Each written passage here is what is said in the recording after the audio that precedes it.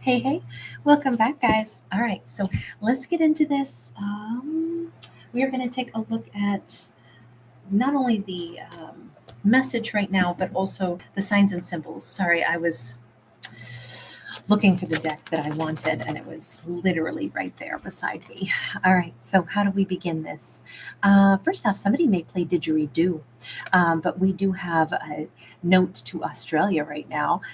Nine of Wands, and I feel like somebody has been working really hard to like heal themselves. Now, this could be somebody who is withdrawn a little bit. You see that they've stepped into the cave. I personally think didgeridoo is one of the absolute most soothing sounds ever.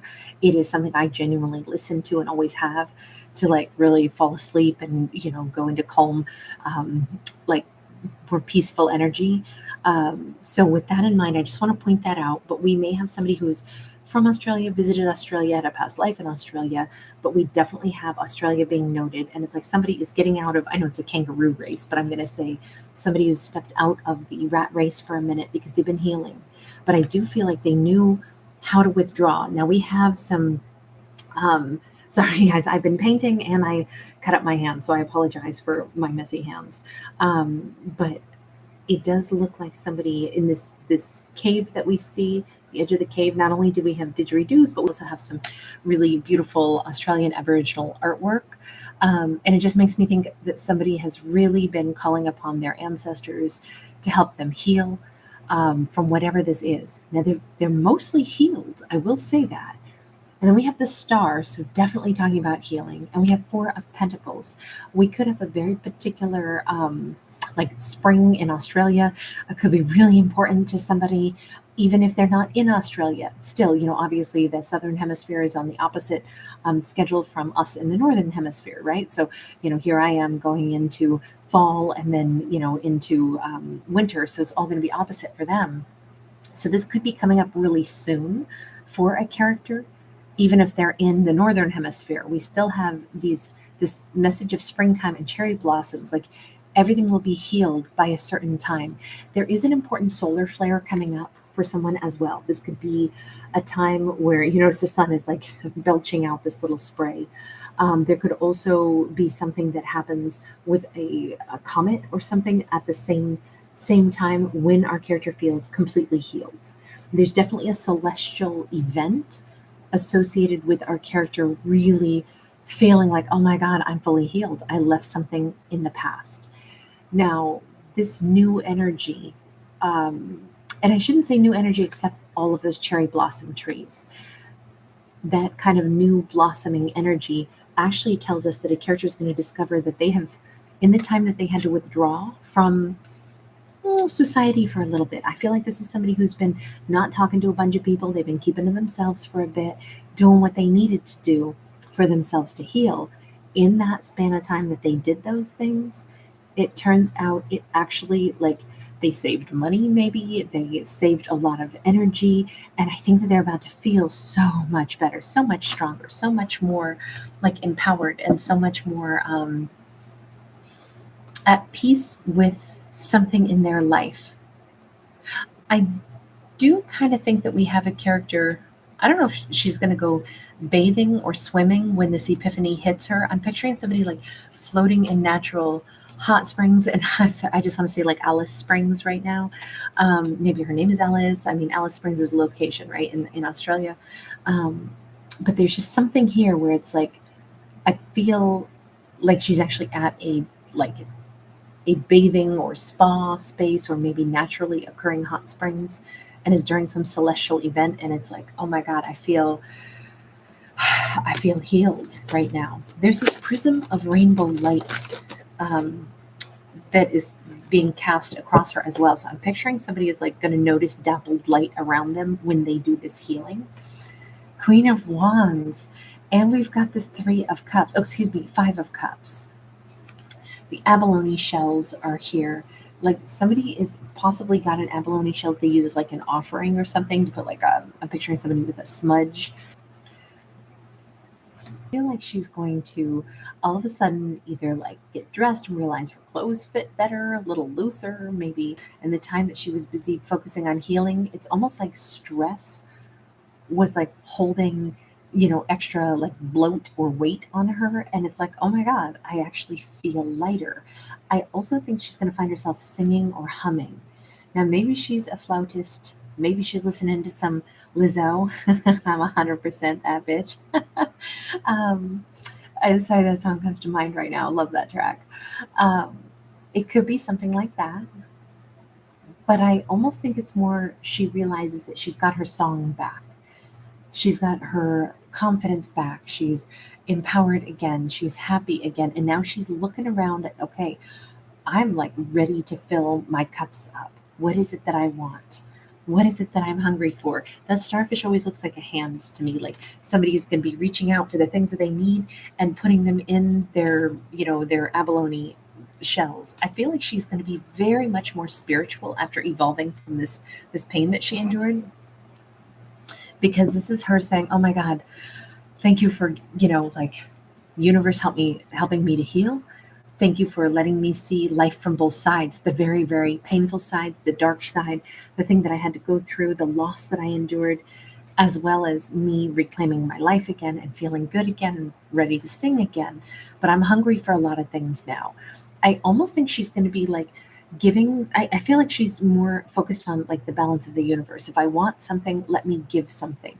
And I feel like each one of these abalone shells more represents, like, maybe it's not a shell, maybe it's going to be a plate or something. It's an offering. She could start doing, like, if there's 5 things that she wants in her life, she may say that I need to give 5 things. I'm going to make a plate of cookies and go take them to my elderly neighbor.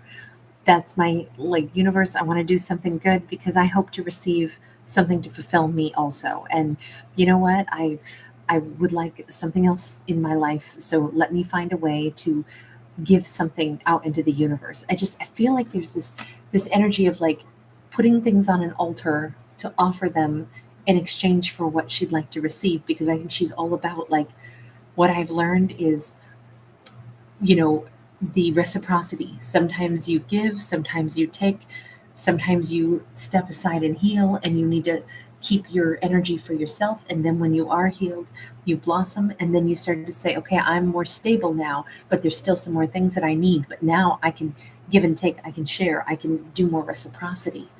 I don't know if this is going to be like her getting more involved in her community, or if this is more like a spiritual, like, I'm picturing somebody who's like giving like a pretty like blossom off of a flower, like on a statue of Ganesh or something. Ganesh is the elephant god, the remover of obstacles. We got a 9 of Pentacles.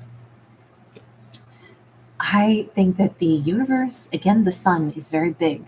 I don't know what, if this is like, she needs to take a look at whatever her sun sign is really heavily and evaluate, like, this is really the elements of who I am coming front and center, and that's the parts of me that have been developed after this healing, and those are the parts of me that are going to most take charge and help me to fulfill the things that I need now. If that's how the universe has answered me with, like, remember what your sun sign is. um, right now, if you check my channel, you will notice I'm doing a series of like how a past life is influencing present energy, which has been fascinating so far. But right after this series, probably starting around Saturday evening, Sunday, I will be starting to do a new series for each zodiac. And I do all 13, including Ophiuchus. But I'll be doing a new series that is all about, like, just the primary zodiac, all the attributes, what's going on with just the zodiac, from compatibility to blockages to strengths and skills, and where a character is at. But it's all going to focus on just the sun sign. So just FYI, that's coming up, because I feel like this storyline might link nicely to that, considering this is so prominent. Okay, we have got the Ace of Wands, and we got the Four of Wands. So what she is hungry for, whether or not she's acknowledged it, is she is ready for things that will. Okay, we have lust here because we get the maypole, the lusty month of May, and we also have. This is, to me, the marriage of the spirit. To me, I think it's a little bit more meaningful of a marriage card than, say, the Hierophant. Now, neither card has to be only about marriage, but sometimes we apply that.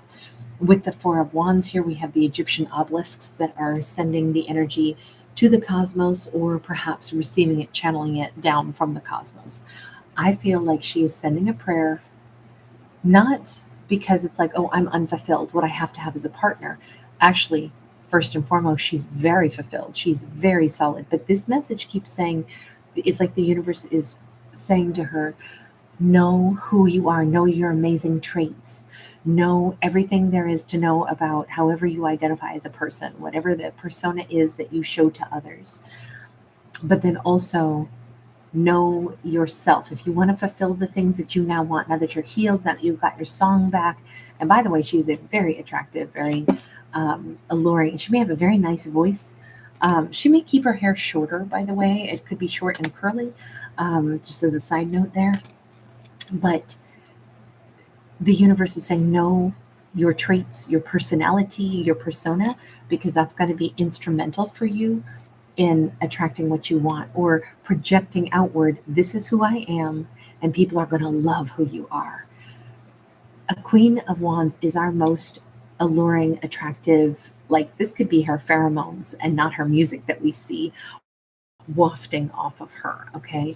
This could be like she needs to feel confident about every aspect of who she is and know who she is, know how other people see her. That's why I think it's like the universe is encouraging her, really look in the mirror, really read up on your sun sign, see maybe your whole natal chart, but particularly recognize what energy you radiate. Now, obviously, we're so much more than our signs, right?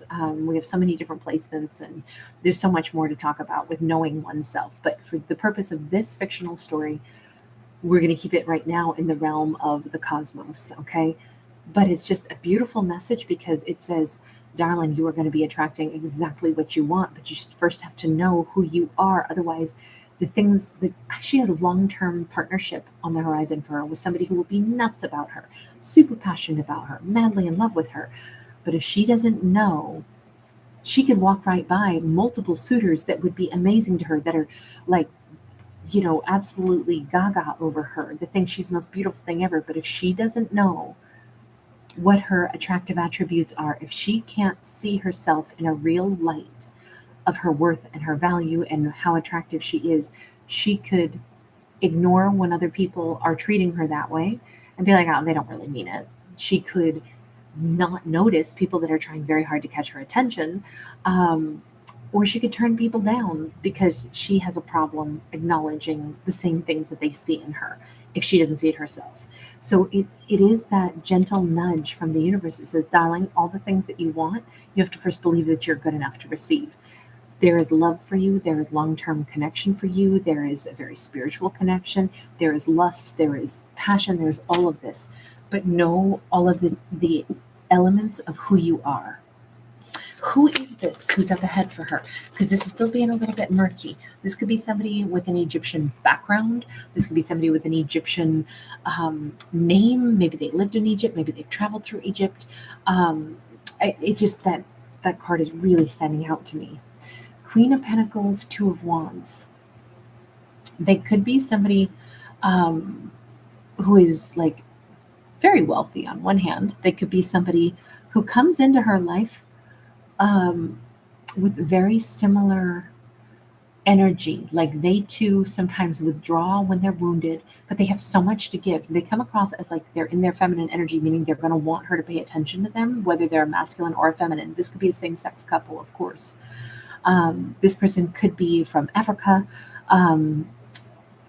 but we see this, it's very celestial here also. They have had their own journey, and it just feels like this is somebody who would love to be able to give to our Queen of Wands and stand beside our Queen of Wands and together make decisions for the future.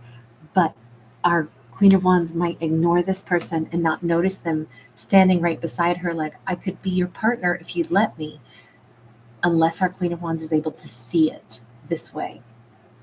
There is something about these leaves. I keep thinking that these two people come from different cultural backgrounds. At the beginning I was like, okay, so we have Australia, But then we also have springtime, and now we have fall. And just thinking about the seasons being in different times of the year, I really think that these two could be from different parts of the world, but they could be a beautiful match. I definitely think our character is ready for this, but there's a lot of celestial energy in this. Okay, I'm going to leave this one here. Thank you so much for being here, guys. If you do enjoy the channel, thanks for giving it a thumbs up and subscribing. If you're looking for zodiacs, you can find those mostly in the live tab, or excuse me, the live tab. This is the video tab. But the other way you can do that is just take a look at the playlist, because I have a playlist for every zodiac. So anyway, thanks guys for being here. And don't forget, in the today's topic videos, comments are left on in those ones. And if you want, you can enter. Each Monday, I pick a random person out of the comments and I do a storytelling for them.